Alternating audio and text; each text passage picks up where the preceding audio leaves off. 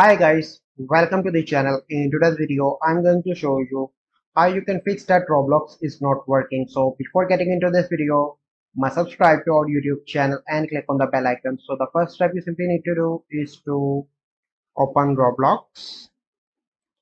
And here you can see that we are aware that there is an issue with accessing Roblox. Our team is actively working on it. So how you can fix that? You simply need to go on to your smartphone setting first.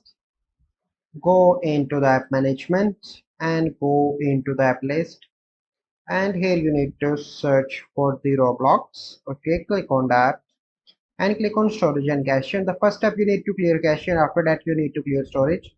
So once you've done that, you simply need to go back and open Play Store, and here you need to search for the Roblox. Click on that and you need to update Roblox application. And once you update that, and then you need to log in into your account on Roblox, and after that your issue will be resolved. So I hope you find this video helpful. If you find this video helpful, must like this video, subscribe to our YouTube channel for future videos. We'll see you in the next video. Thank you. Have a good day.